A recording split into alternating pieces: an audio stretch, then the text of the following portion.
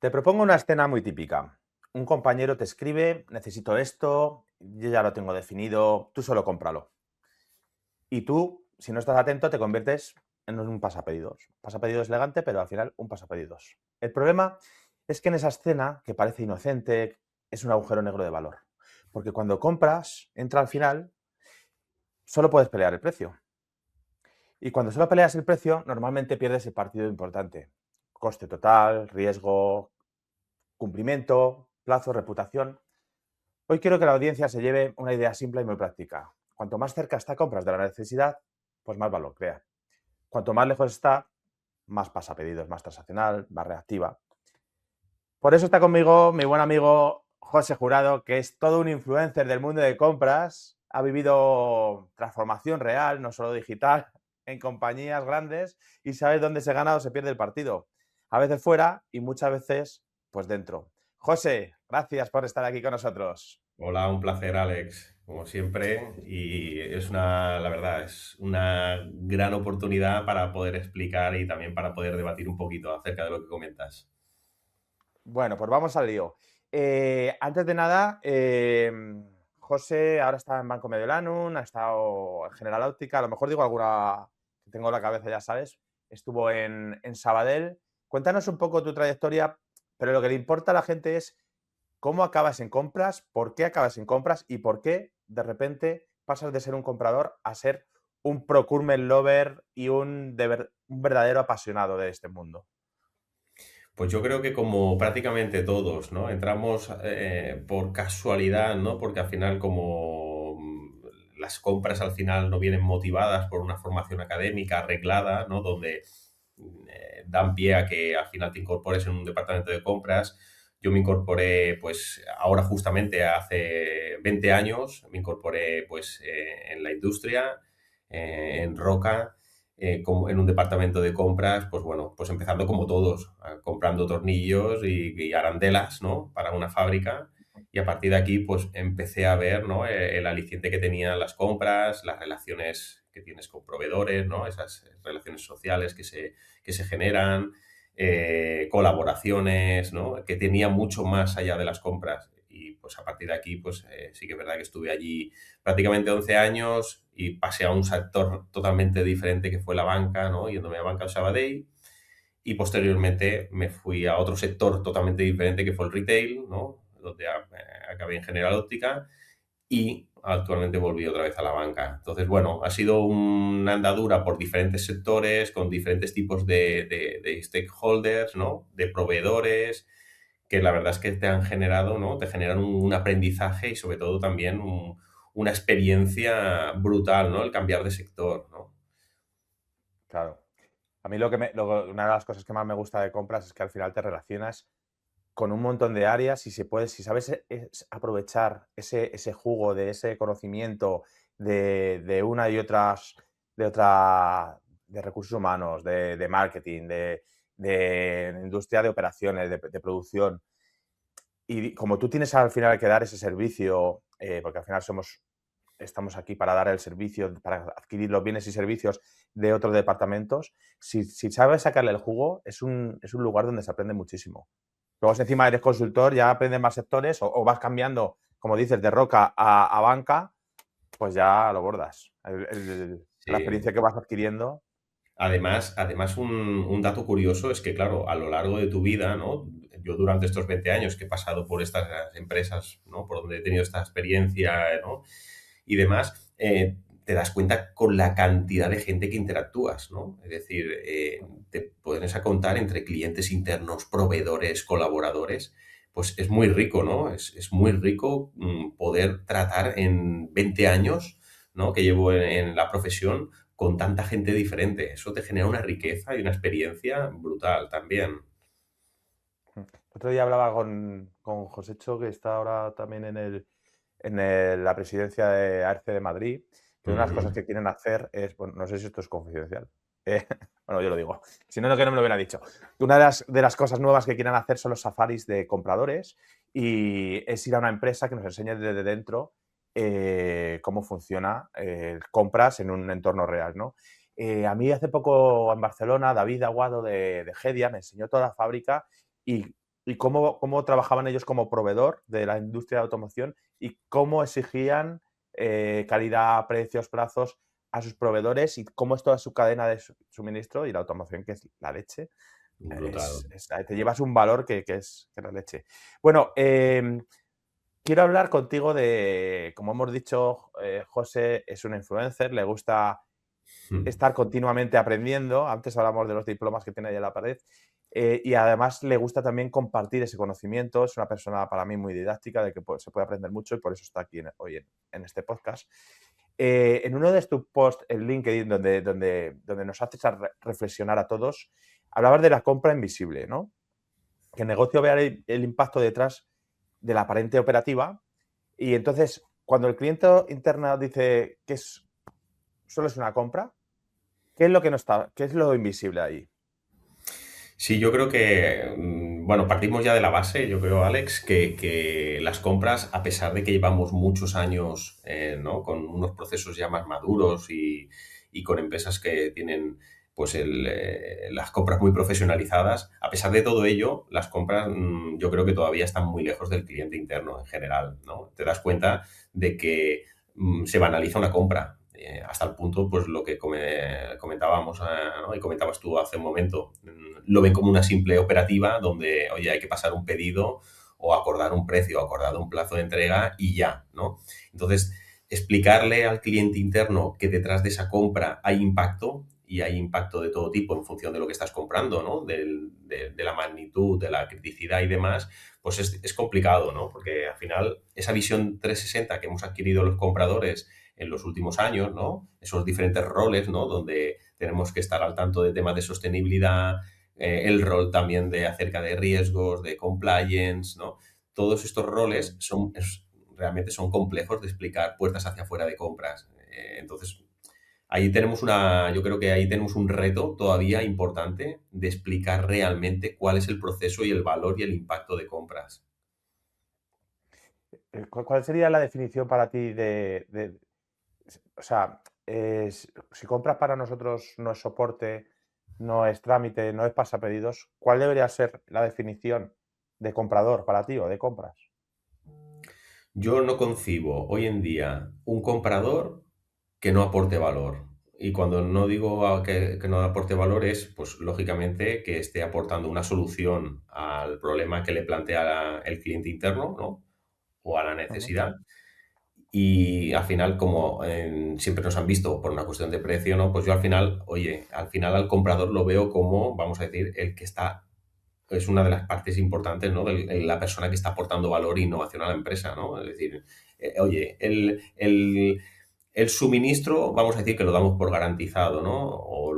Va en nuestro ADN, ¿no? El precio y el coste también, ¿no? Que esté en tiempo y forma también. Ahora, aportar valor, aportar, vamos a decir, innovación a lo que estás comprando ya es algo más complicado. Entonces somos yo creo que facilitadores también del cambio, y ya no somos tramitadores de pedidos, ya no somos, vamos a decir, negociadores.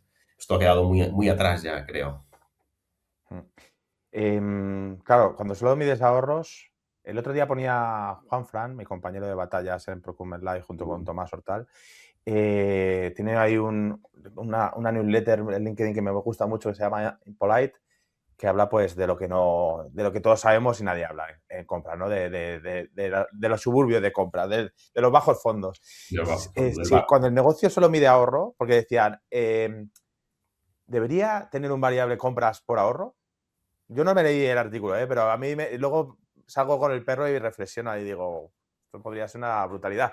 Si el negocio solo mide el ahorro, ¿qué comportamientos perversos se crean en los departamentos de compras? Bueno, yo creo que, bueno, con Juanfra que tiene una visión 360 y, ¿no? Y mucho más allá del ahorro, si nos miden por ahorro únicamente, pues al final es el pez que se muerde la cola, ¿no? Que el cliente interno te ve únicamente que vas a precio, ¿no? Entonces yo creo que debemos que alejarnos un poco de eso. Al final, oye, el KPI está claro, Alex, que el de ahorros vamos, es que es evidente y va en nuestro ADN. Pero si nos medimos únicamente y sacamos pecho únicamente con el concepto y el KPI de ahorros, Lo que nos va a suceder y lo que nos ha sucedido es que muchos clientes internos nos ve que solamente vamos a precio. Entonces, al final, a mí me han llegado muchos comentarios de, bueno, es que claro, es que compras siempre va a precio, es que compras no mira. Y entonces, ahí es donde hemos de ser muy rigurosos con este tema. Claro, tú date cuenta, esto lo dice siempre Joaquín, tú puedes comprar Ferraris a mitad de precio y estás haciendo el bobo. O sea, al final lo que se trata es compras, tiene que ser también, o sea, para no gastar, no gastes nada. O sea, pero compras tiene que ser una, una entrada a la innovación, una entrada a tener un ROI mayor, no solo mirar el precio. Si tú tienes una máquina que ves más barata, pero con otra produces el doble, lo mismo te interesa esa inversión. Y hablando de inversión, hablabas de un artículo muy chulo de Mercadona que Mm. hablaba de una burrada de millones que invertían los proveedores en, en capacidad futura, ¿no? Y en innovación, Entonces, un proveedor cuando invierte por ti, ¿por qué es? ¿Y cómo consigues esto? Porque, ¿qué ha conseguido Mercadona? Yo, esa noticia, la verdad que el otro día se publicó, me sorprendió tanto gratamente porque al final es algo que venimos también reclamando desde las áreas de compra, ¿no? Pues los proveedores estratégicos, ¿no? Aquello de los proveedores estratégicos y cuando aparece una noticia de este tipo, donde Mercadona pues, lo ha impulsado y además pues con un volumen, ¿no? En millones y inversión por parte de los proveedores importante, pues oye, al final lo que estaba provocando realmente es innovación y aportación de valor a futuro para ti, ¿no? Es decir, si tu Mm, proveedor está invirtiendo, tú le puedes exigir en una parte del pastel. Cuando digo una parte del pastel es, oye, yo quiero que inviertas en mí, en mis procesos, en mi producto, en mi servicio, ¿no? A quien no invierte, pues oye, al final tienes que pasar de puntitas, ¿no? De puntillas y poco más. Entonces, es una gran noticia encontrarse con proveedores que tienen previstas inversiones, ¿no? Y que, hombre, en cualquier caso te vas a beneficiar de ello o tienes que hacer por beneficiarte de ello, ¿no? Y aquí Mercadona yo creo que lo ha hecho muy bien. ¿Y qué le darías a un proveedor para que, o sea, tú me dices a mí, oye, les tienes que invertir en tal, pero yo necesito también, no sé, estabilidad o una relación, o sea, siempre en Mercadona hablaban cuando interproveedores de Mercadona que no te voy a dejar ganar más que este pequeño margen, te voy a controlar todo tu escándalo de costes. Esto ha cambiado, ¿no? Entiendo. Yo creo que hay aspectos más subjetivos y objetivos, está claro, ¿no? El objetivo es al final, la objetividad se basa en números, es decir, si tú no le das un volumen de facturación al proveedor, el proveedor no se va a mover por ti, pero también hay un tema de estrategia y de confianza y de estabilidad, ¿no? Con Ujú. acuerdos y a contratos marco y proyectos transversales donde el proveedor se implique, ¿no? Donde el proveedor lo impliques desde inicio y lo tengas, ¿no? Metido en la casa. Y aquí Mm. es cuando empezás a tener esa conexión, ¿no? Y esa, vamos a decir, ese win-win con el proveedor. El proveedor al final tiene que ver que hay proyectos encima de la mesa y que es partícipe, más allá de la facturación, ¿eh? Que al final es de lo que vive, ¿no? O de lo que vivimos. Mm. Sí, ¿te ha pasado a ti típico que te vienen y te exigen que tienes que recortar en esta categoría un 8% y se lo tienes que trasladar al proveedor? ¿O cómo gestionas estos? Sí,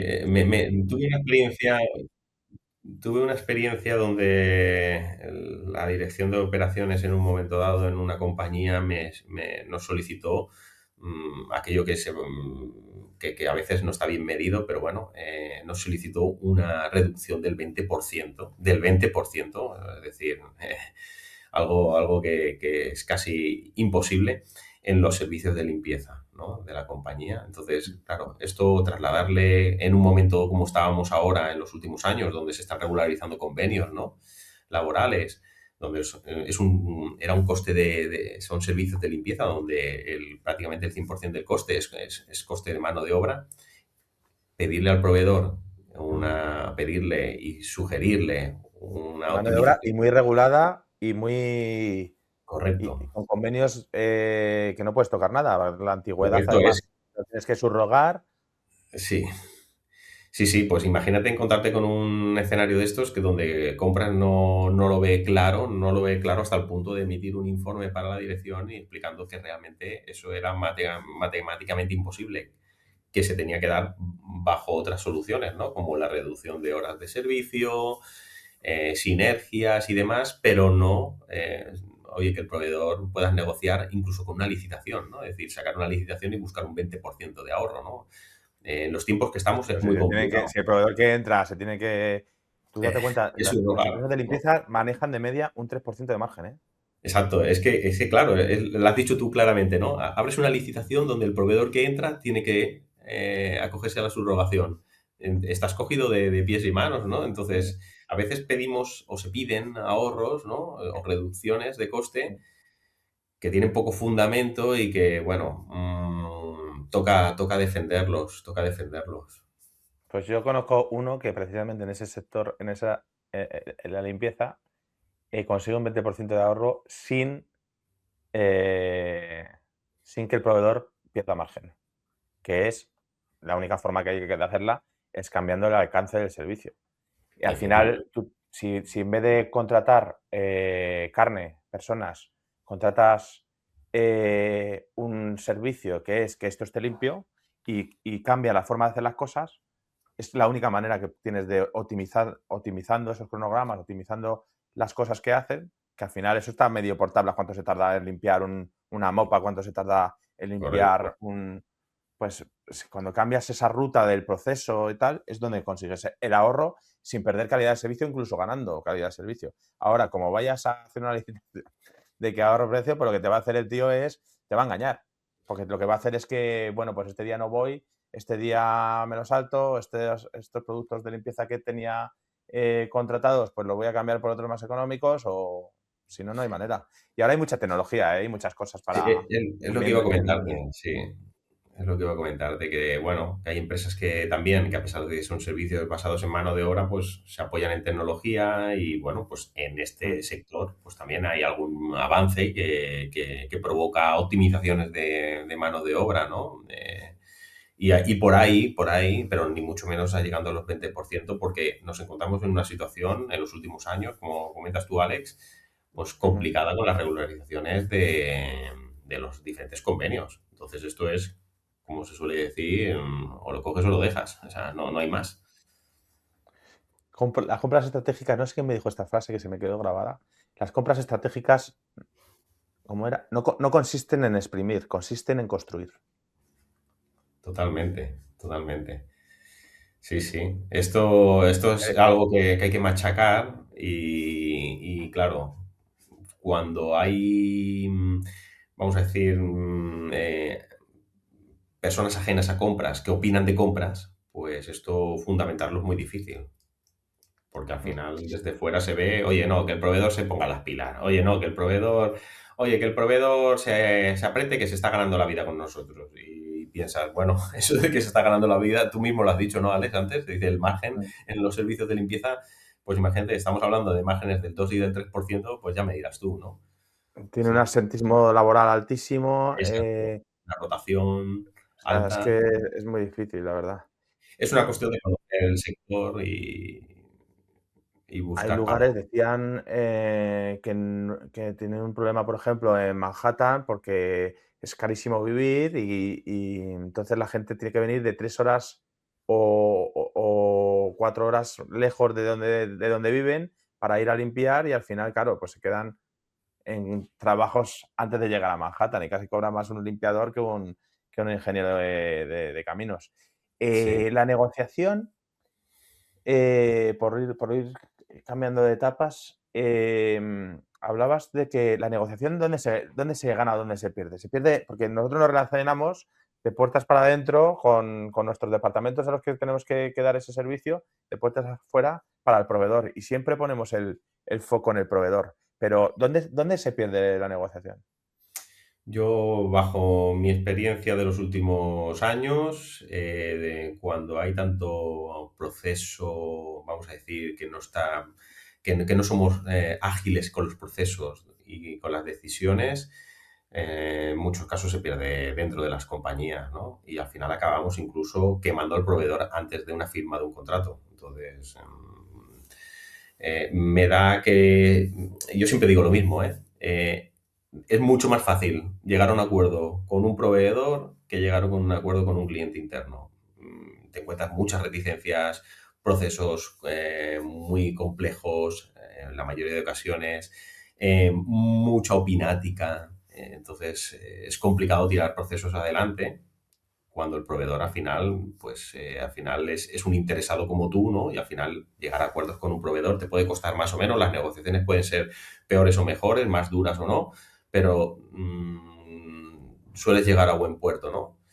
Sueles llegar a buen puerto. Y si no hay una alternativa B, y si no habrá una alternativa C de proveedor. En cambio, dentro no. Dentro no hay una alternativa B ni C. Al final nos tenemos que poner de acuerdo. Y yo creo que se pierden dentro, normalmente. Hablábamos antes de empezar el podcast de que somos consumidores de formación, ambos. Tú tienes máster de compras, ¿no? Tienes hay varios diplomas relacionados con el mundillo. ¿Se enseña esto en estos máster a cómo tienes que trabajar con el cliente interno, a esas habilidades blandas, a mirar hacia adentro de la compañía? ¿O solo son metodologías y de estrategias y tal y no se queda en algo banal? Pues mira, yo creo que es algo que sudamos todos a diario, ¿no? Es decir, no creo que haya comprador que no sude pues esa transversalidad que necesita el comprador, ¿no? Para tirar adelante proyectos y operaciones. Y yo creo que esto no, por desgracia, pues no se está enseñando, ni más que no se está enseñando, no se está dando visibilidad, ¿no? Porque la transversalidad que debería ser un skill fundamental en un comprador, pues te la tienes que trabajar tú y pues cada uno tiene sus recursos, ¿no? Mm.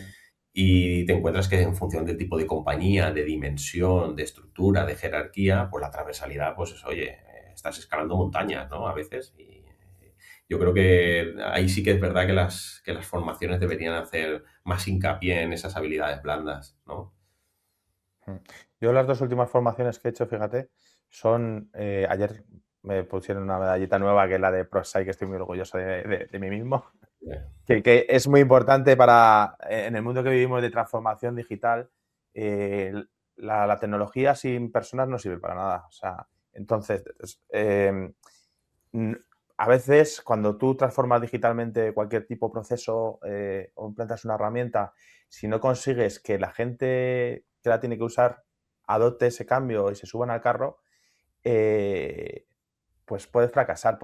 Pongas el producto que pongas, aunque sea el mejor, y te inviertas en un software de oro. Pero si no consigues que la gente, y en una compañía, y en compañías grandes como las que tú te mueves, que hay infinidad de personas y cada persona le duele una cosa o quiere otra cosa o tiene unas aspiraciones diferentes o tiene más formación o más habilidades que otras, pues esta parte de gestión del cambio que me sacó con ProSci, me parece que todo comprador tendría que tener, igual que los tienen los project manager, que formación en este tipo de metodologías. Y luego también hice una, justo que terminé en diciembre, que es la que te comentaba de Dale Carnegie, que tiene el libro este que de hace 100 años, pero que está más vigente que nunca, que el nombre sí que es un poquito, pero bueno, es cómo hacer amigos, influenciar como las personas, y ahí sobre todo se habla de liderazgo y de cooperación. Y es algo que para mí falta en muchas formaciones que no se están dando. Se va a la parte más de metodología, de estrategia y tal, pero al final, cómo nos tenemos que relacionar en el business partnering, ¿no? Que luego suelen dejar un poquito una hojita para decir, no, te tienes que llevar bien con el de IT y te tienes que llevar bien con el de marketing, ya. Y si tienes el colmillo retorcido, Esto que nuestro amigo Stefan Morel domina tanto, ¿no? Es algo que nos lo repite muchas veces en charlas, en posts ¿no? Y en todo lo que ello comporta. Sí que totalmente, Alex, en las formaciones no se trata nada de ello. Y ¿sabes qué también me sorprende? Me sorprende que cuando hay ofertas laborales, lo que son skills y habilidades blandas tampoco se dibujan de forma relevante o se le da mucha importancia. Es decir, Yo, por ejemplo, insisto y persisto en que en la transversalidad de un comprador y oye, tú puedes ser muy bueno negociando, tú puedes ser, bueno, tienes unas habilidades muy relevantes como comprador, pero si no eres transversal, es que realmente estás muerto en una compañía. Te tienes que saber mover y no solamente tienes que saber mover, tienes que buscar plan B, plan C, ¿no?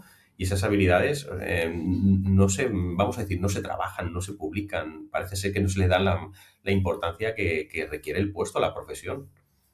Ujú.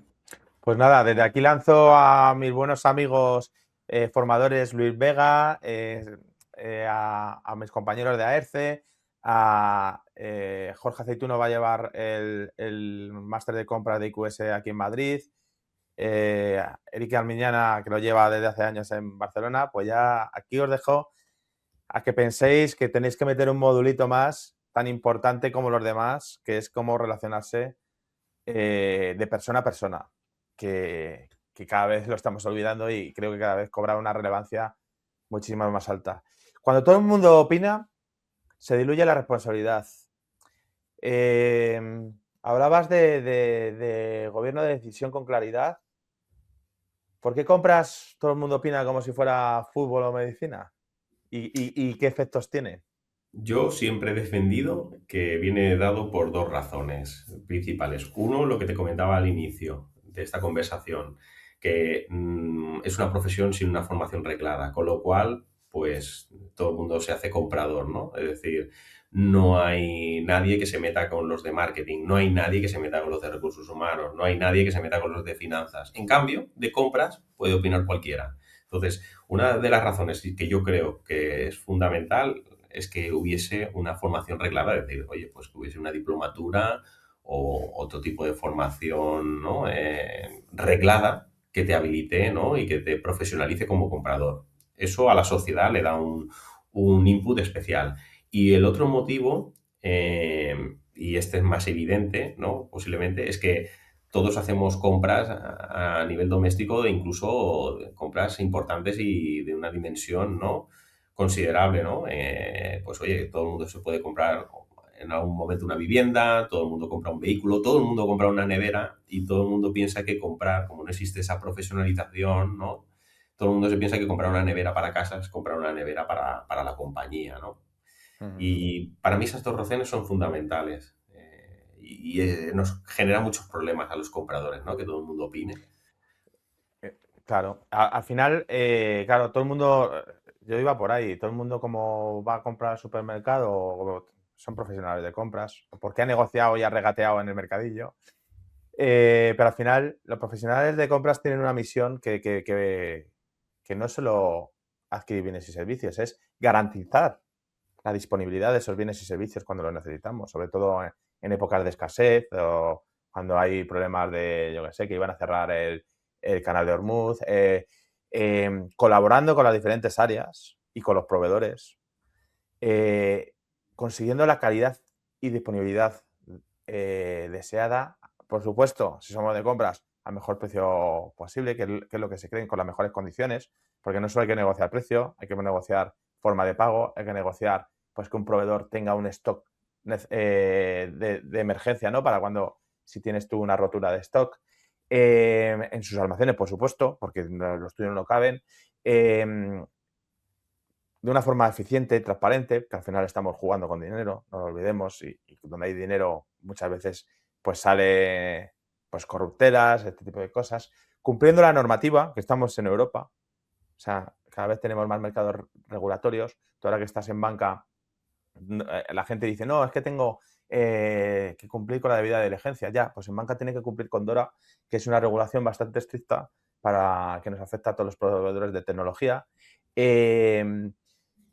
Lo que te decía, la ESG, encima con ahora tenemos que medir la sostenibilidad de los proveedores, ya no solo la nuestra, toda la cadena de suministro. Y por supuesto, y lo hablábamos antes, que trabajando en bancas, esto es muy importante, con la reputación, sin perder el tema reputacional, ¿no? Entonces, comprar no vale cualquiera para comprar. Yo creo que ha cambiado tanto en los últimos años el rol de compras bueno, tenemos tantas facetas dentro de la función de compras que realmente es lo que dices tú, no vale cualquiera. Entonces, claro, aquí cuando nos encontramos que toda la organización está opinando sobre compras y decimos que se está diluyendo la responsabilidad, es eso precisamente, porque todo el mundo opina, pero nadie se mete en la parte de riesgos, a no ser que sea, lógicamente, como el departamento de riesgos, ¿no? Si existe, o cuando alguien compra y opina de compras, nadie está opinando de la reputación. Nosotros en compras sí que vamos más allá y estamos mirando a quién le estamos comprando, nos aseguramos de que no exista, o nos aseguramos o intentamos minimizar el riesgo de realmente que no exista un gazapo, ¿no? A quien le compras. Entonces, aquí nos estamos encontrando de forma generalizada. Yo llevo 20 años en las compras y me he encontrado en todos los sectores y en todas las empresas, en todas las compañías, gente opinando de compras, eh, porque lo que dices tú, Alex, porque compran a nivel doméstico y ya está, porque han tenido experiencias de compras, sin más, en su vida cotidiana. Ujú. ¿Cómo consigues que compra se haga estratégico en una empresa? ¿Cómo le consigues convencer que, que compras a dirección, al comité de dirección, que compras tiene que estar arriba y no solo estar en la parte de comprar, como estamos diciendo, de ir al súper a comprar, sino en la definición de la necesidad? Yo creo que hay una cuestión de qué impacto tenemos en el negocio y esto yo creo que ya al final desde años A, ¿no? En todas las formaciones, en todo, vamos a decir, en los inicios, vamos a decir, de las compras hay algo importante y relevante y que creo que todavía hay empresas que no lo tienen claro, que es el impacto que tenemos en el EBITDA.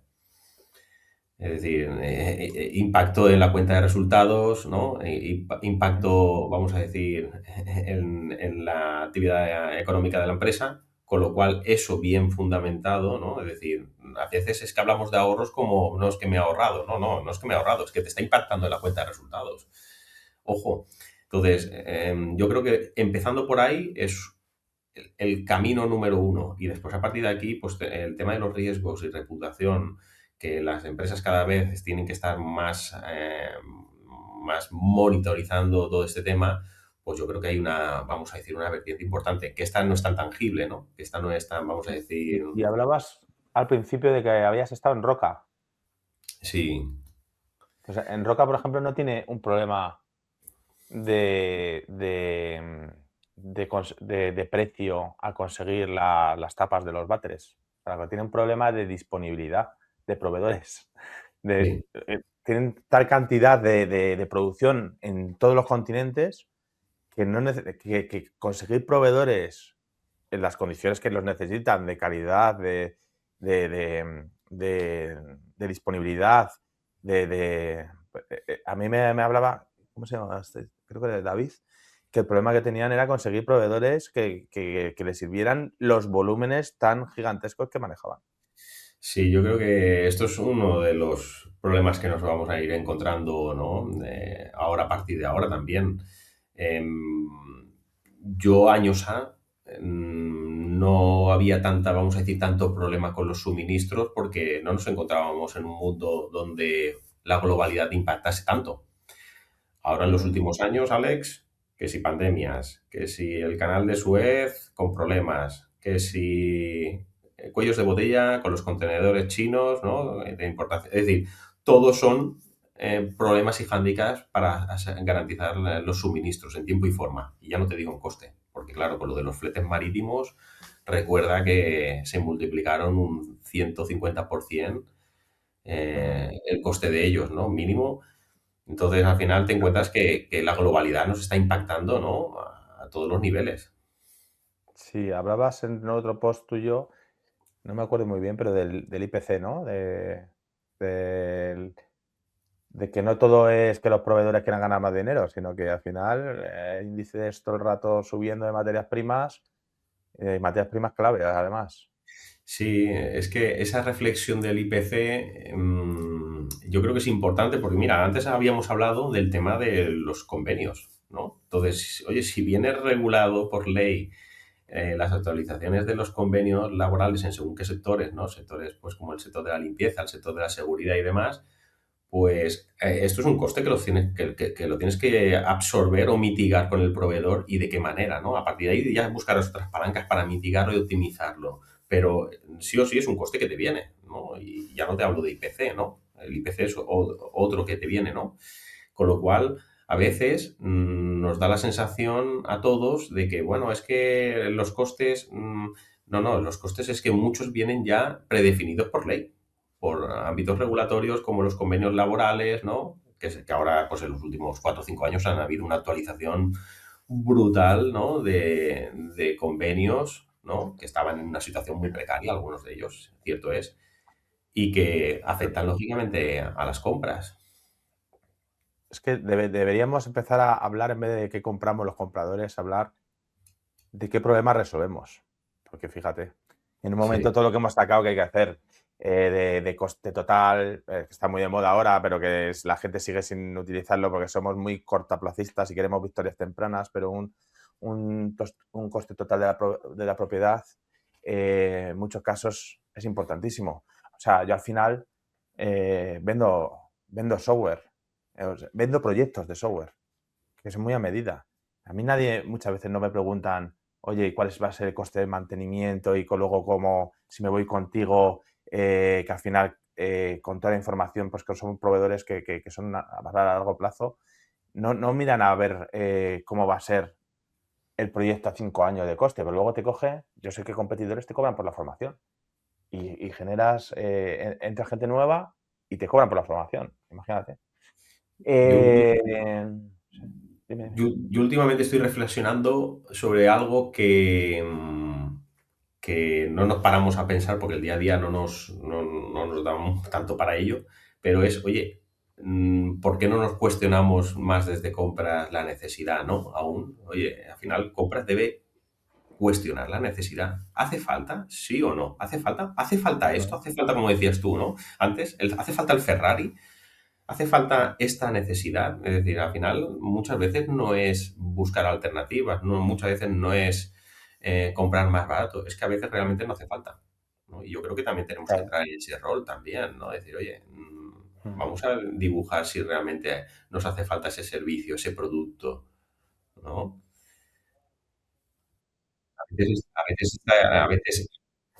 A veces está instaurado por inercias en las compañías, ¿no? Que a veces nadie sabe quién valida la factura, a veces no sabes quién lo aceptó en su día. Estas cosas que a veces suceden y que todavía pasan. Eh, el, el otro día estuve yo en el Procurement Lover en Madrid, el que más me ha gustado de los que hemos hecho a la fecha, y mira que hemos hecho, ¿eh?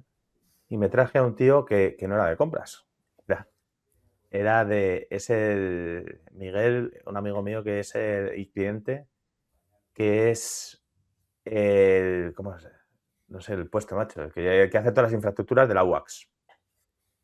Y antes de Costco.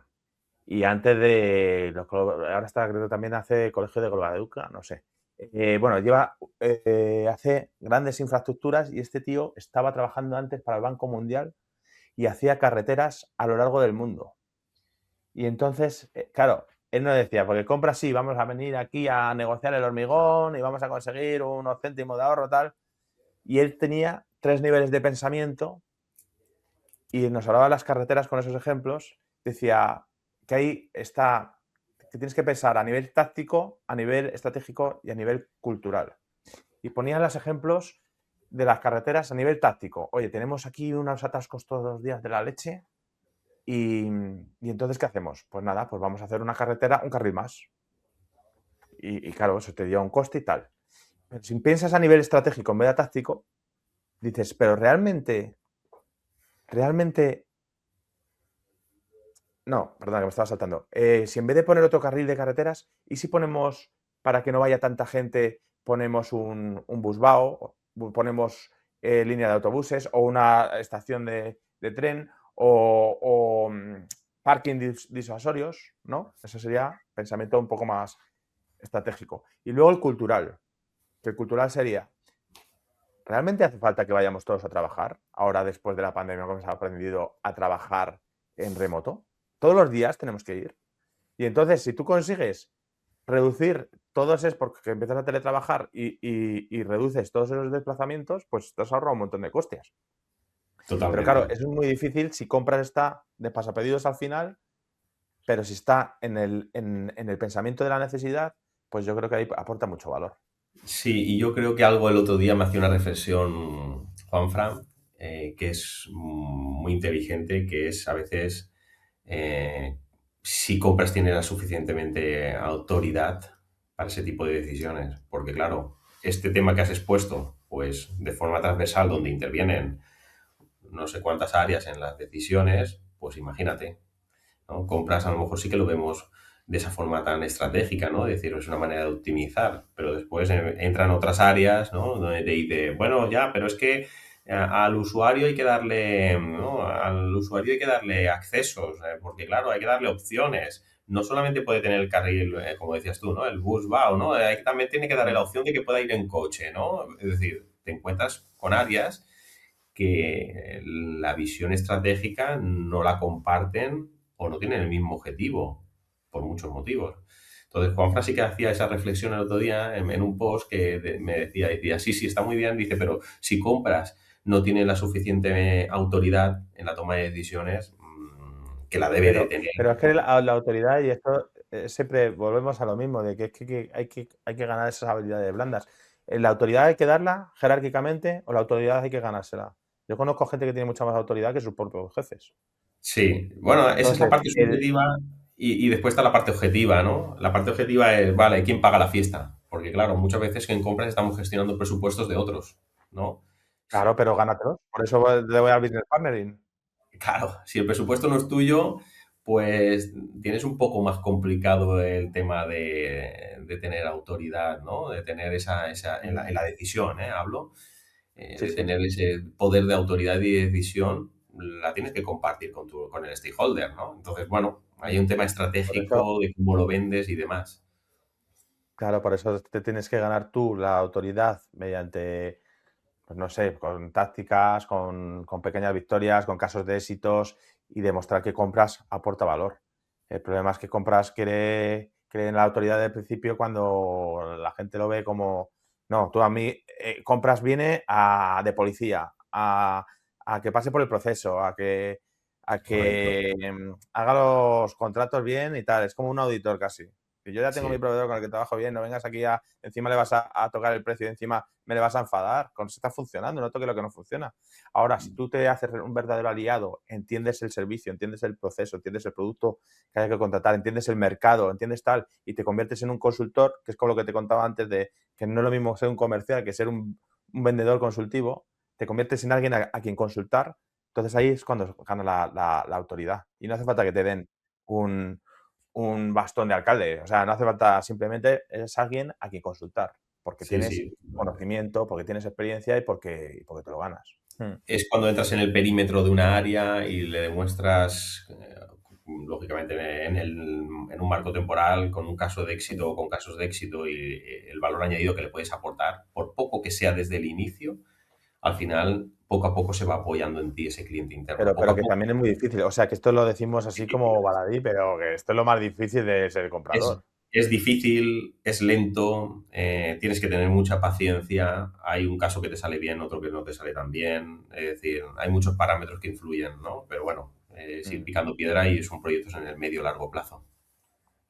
Y al final es que entrar en las decisiones tempranas, ahí es donde se condiciona la mayor parte del coste al final del proyecto. O sea, al final apretar precio, si tiene que ganar el proveedor, es una palanca muy pequeña y de las y de una de muchas que deberíamos tener, ¿no? Y además, hoy en día, sinceramente, entre tú y yo, Alex, para apretar precio, creo que cualquiera en la organización vale.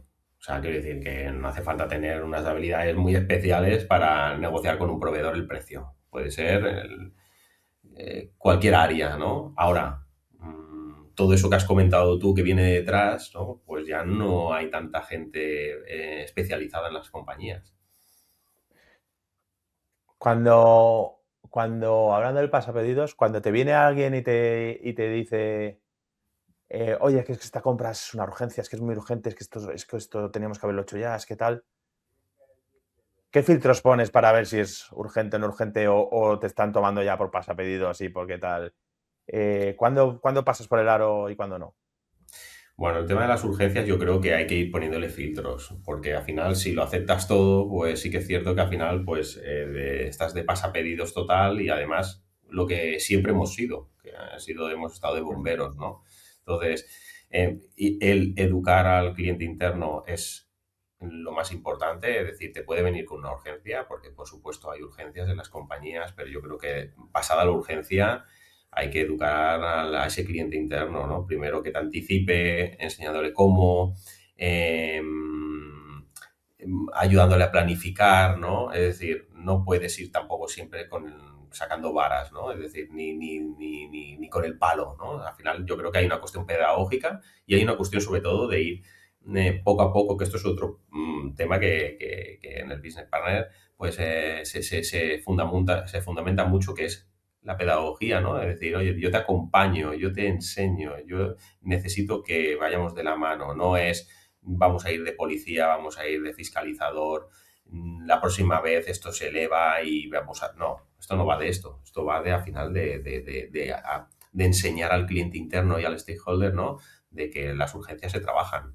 Urgencias van a haber siempre, por supuesto, ¿eh? Pero se tienen que trabajar, tenemos que minimizarlas, porque al final va en coste en contra de todos. Has cambiado de puesto hace poco, has cambiado varias veces en roles de dirección, de compras. Cuando llegas a una nueva empresa o a un nuevo área, ¿qué consejos nos darías cuando, para ganarte ahí? No sé, cuéntanos, ¿qué estrategia cuando Mira, llegas yo a un siempre nuevo digo, en puesto? pequeños comités y demás, en foros pequeños, siempre digo lo mismo. A mí siempre el miedo que he tenido o vamos a decir, ¿no? O el hándicap que siempre me ha generado un cambio es adaptarte. Porque además yo que he pasado por diferentes sectores, ¿no? Industria, banca, retail, ¿no? Al final te das cuenta que las personas, por supuesto, primero, los perfiles profesionales son totalmente diferentes.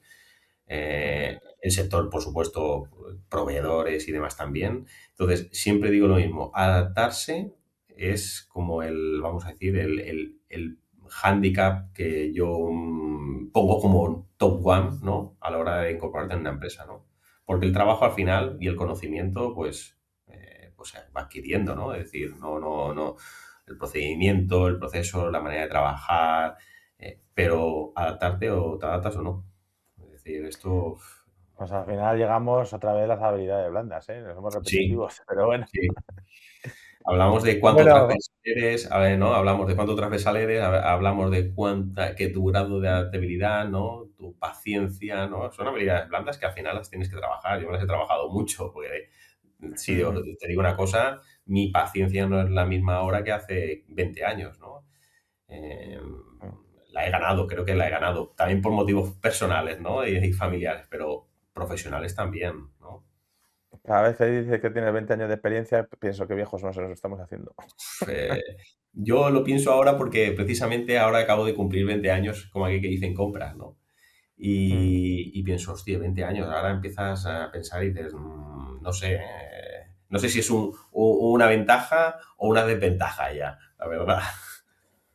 Yo tuve un jefe que me llevaba muy mal con él. Bueno, era un jefe lateral de estos. Y en una comida de Navidad dijo: Es que tengo 20 años de experiencia. Digo, tú 20 años, tú tienes uno encima de otro. Tú tienes un año de experiencia repetido 20 veces. Al final, Sí, lo bueno que te da compras es que, como lo que te digo, como tocas tantas cosas para tantas áreas, tantos nuevos proyectos, la verdad que es una carrera bonita y muy enriquecedora si la sabes sí. utilizar bien. Bueno, José, muchísimas gracias. Llegamos al final del podcast. Me quedo con una idea, no solo una frase bonita de esas de poner en la pared, como cuando pone la cultura de empresa, que me voy a quedar con una verdad práctica, que es que cuando compras entra tarde, la empresa compra con prisa y la prisa pues al final se paga en costes, en riesgos y en desgaste interno y externo. Muchísimas gracias, nos vemos pronto Sí, en Barcelona en el próximo Procurement Lover totalmente. y no sé, te mando un reto. ¿Qué persona te gustaría que entrevistásemos en el próximo podcast? Mira, tengo ganas de escuchar, que no sé si realmente ha estado por aquí ya, pero a mi colega David Aguado, porque la verdad es que tiene un sentimiento con las compras que nos tiene que explicar muchas cositas. Pues sí, la verdad que es uno... estuvo en el Procurement Live y le sacamos jugo, ¿eh? Es un tío, además, que las distancias cortas es muy bueno. Muy Sí, bueno. por eso tengo muchas ganas de escucharlo. Pues nada. Nos vemos en la próxima. Muchísimas gracias, José. Un fuerte abrazo, Alex. Chao. Chao.